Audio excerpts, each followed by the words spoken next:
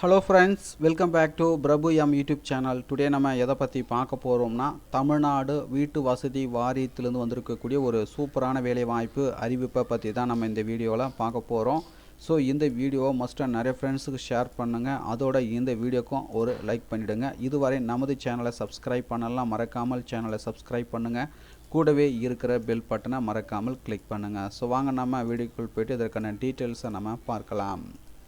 So பார்த்திங்கன்னா, தமிழ்நாடு வீட்டு வசதி வாரியம், தமிழ்நாடு ஹவுசிங் போர்டிலேருந்து பார்த்திங்கன்னா ஒரு சூப்பரான வேலைவாய்ப்பு அறிவிப்பு வெளியிட்டிருக்காங்க.